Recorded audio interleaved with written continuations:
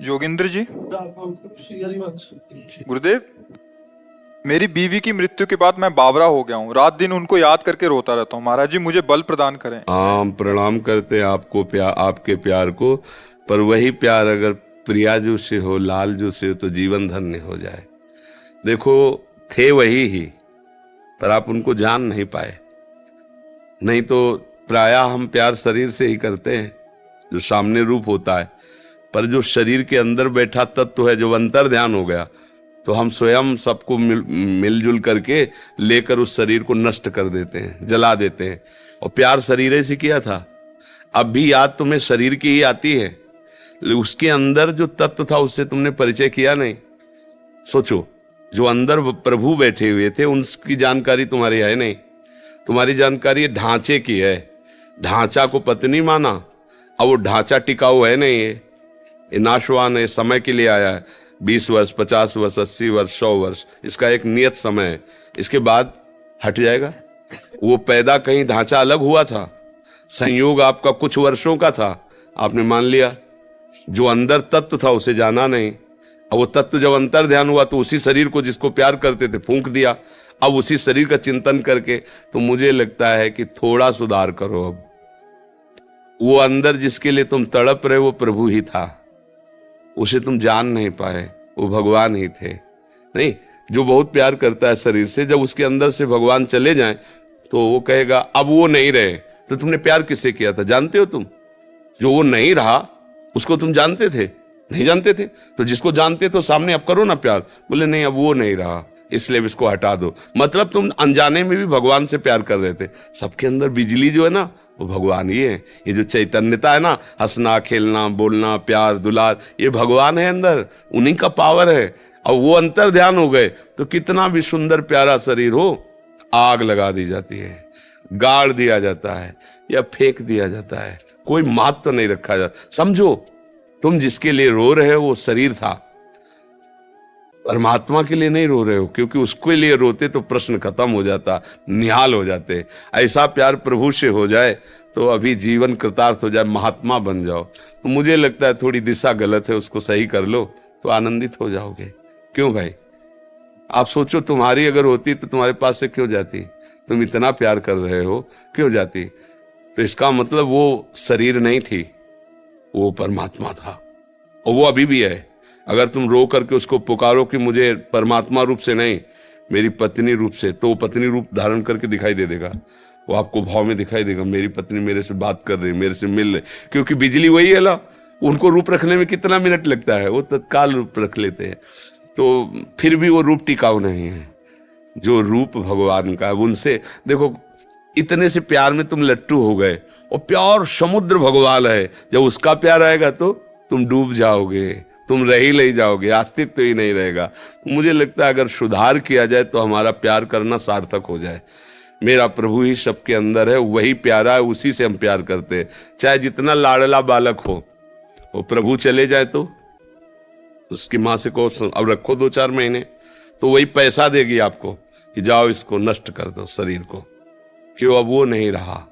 तो अनजाने में भी प्यार सब भगवान से ही करते हैं, पर जान करके प्यार करो तो बढ़िया सार्थक हो जाए जीवन। सार्थक कितना बढ़िया भाव है कि उनकी याद करके उनके विषय में रोना। यही तो हम लोग जीवन भर मांगते रहते हैं प्रभु से, कि और कुछ नहीं चाहिए, आपकी याद करके आपके लिए तड़पूं, आपके लिए रोऊं, और वो आपको है।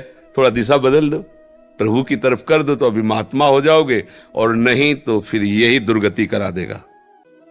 मृग का चिंतन करते हुए मरे तो अगला जन्म मृग बने ना।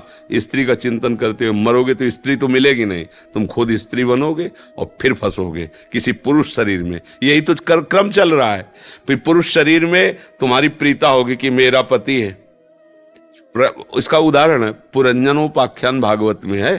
तो पुरंजन ने एक सुंदर स्त्री को देखा, राजमहल 9 दरवाजे का, पूरा बगीचा, लुभायमान हुआ, इतना आसक्त हो गया कि जब मरा तो उसका चिंतन हुआ, तो वो जाके स्त्री बना, मगध देश राजा की रानी बना। और वो युद्ध में राजा मारा गया, और वो अपनी चूड़ियां फोड़ के रो रहा था।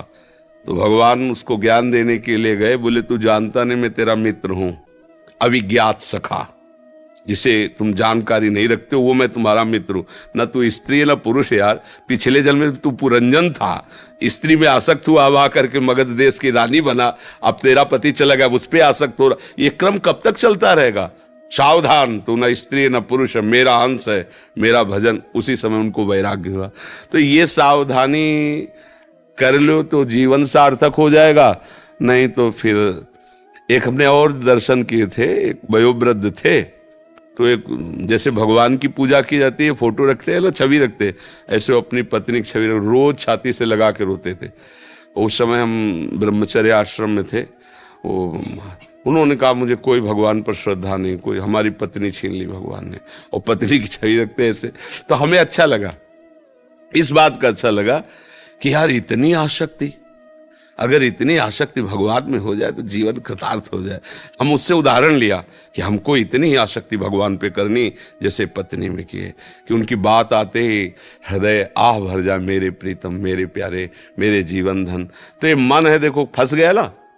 एक धनुर्दास जी नाम के महान संत हुए हैं, वो अपनी पत्नी में इतने आसक्त थे कि एक क्षण के लिए भी उससे अलग नहीं होते थे। तो जैसे बाजार में सामान लाने जाना हो तो अकेले जा नहीं सकते थे, क्योंकि वो अलग नहीं हो सकते थे। पत्नी जाती थी बाजार में सामान लाने, और वो धूप न लगे इसलिए छाता लगा कैसे बैक चलते थे। वो ऐसे चल रही तो वो बैक पीछे। और आचार्य चरण के जो शिष्यजन थे वो किसी सेवा के हेतु गए थे, उन्होंने दृश्य देखा कि सब लोग मजाक उड़ा रहे थे। ऐसे व्यक्ति का मजाक होता है ना, लेकिन उसको कोई परवाह नहीं थी, अपनी पत्नी में एकटक लगाए हुए दृष्टि, छाता लगाए हुए ऐसे चल रहा।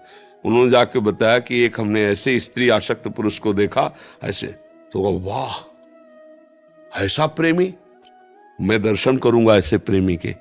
क्योंकि सब जगह से समिट कर एक जगह आ गया ना, अब एक जगह से मोड़ने में क्या देर लगेगी। नजदीक गए तो वैसे ही सीन देखी।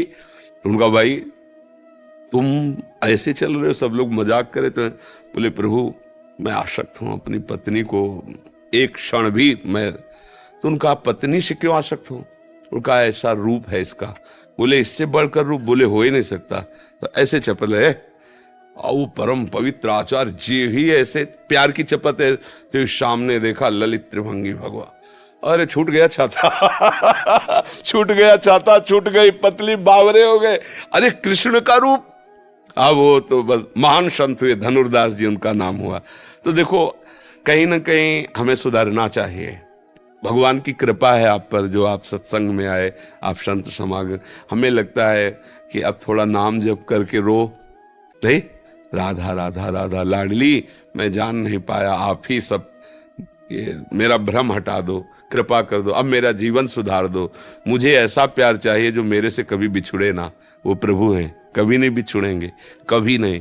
और यहाँ का सब प्यार बिछुड़ने वाला है, नहीं बिछुड़ने वाला। मान लो आपने गुरु माना, अब ये शरीर कितने दिन रहेगा? एक दिन नष्ट होगा। आपका शरीर कितने दिन रहेगा? एक दिन नष्ट होगा। लेकिन गुरु में यदि भगवान की बुद्धि की कि मेरे भगवान है, तो सदैव रहेंगे। शरीर भले चला जाए, आपके भाव में गुरुदेव बैठे रहेंगे।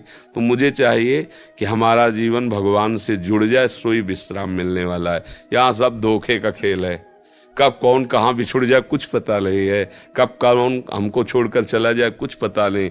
एक है जो कभी नहीं छोड़ता है, वो भगवान है। भगवान के बिना कोई हमारा नहीं। यही सत्संग में, यही शास्त्रों में, यही संतों ने अनुभव किया है और उसी का वर्णन करते हैं।